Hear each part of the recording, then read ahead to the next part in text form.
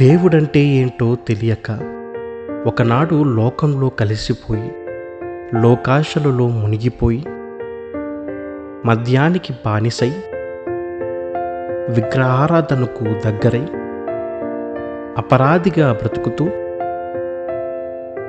తనకు నచ్చిందే జీవితం అనుకుంటూ లోకంలో పడి బ్రతుకుతున్న తరుణంలో తనకు వినిపించిందొక స్వరం.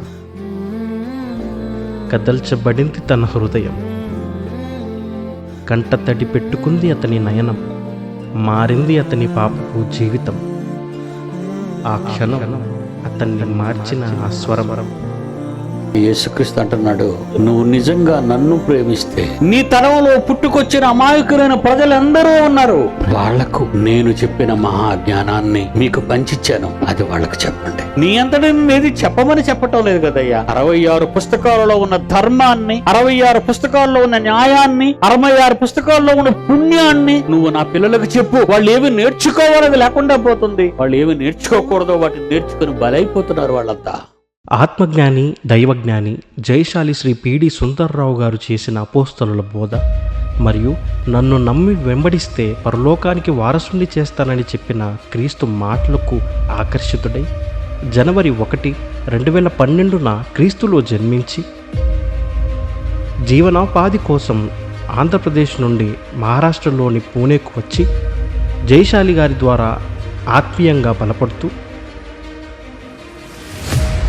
నశించిపోతున్న ఆత్మలను రక్షించటమే ధ్యేయంగా పెట్టుకొని ఒక్కడిగా దేవుని సేవను ప్రారంభించి అంచెలంచెలుగా ఎదుగుతూ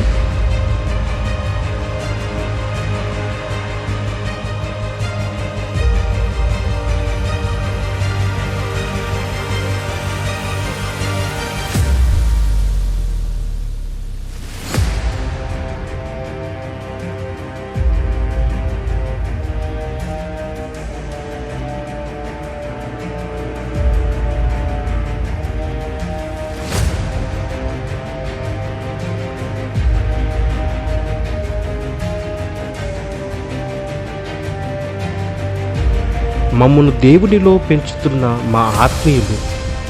మన దేవుడు ఆపద ముక్కులు వాడు అనుకున్నారు కొంతమంది ఏమో స్వస్థత చేసేవాడని కొంతమంది అనుకుంటున్నారు, కొంతమంది ఏమో ఆయన దగ్గరికి వెళితే మేలే జరుగుతుంది ఆయన దగ్గరికి వస్తున్నారు. అంటే ఇదేనా అర్థమైంది క్రైస్తవ్యానికి? ఇదేనా ప్రభు గురించి అర్థమైంది?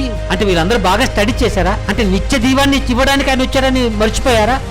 ఎందుకంటే పర్ఫెక్ట్ గా స్టడీ చేయలేకపోతున్నారు పిల్లరా. మొట్టమొదటిగా ఈ మహోన్నతిని యొక్క ఈ విద్యను ఎందుకు మనం నేర్చుకోవాలంటే దేవుడు ఎవరో దేవునిగా తెలుసుకోవాలి. దేవునిగా మాయంపరచడానికి ఈ యొక్క విద్యను మనం అభ్యసించాలి. దైవజనులు ప్రసాద్ గారికి ఇదే మా ప్రేమపూర్వక జన్మదిన శుభాకాంక్షలు.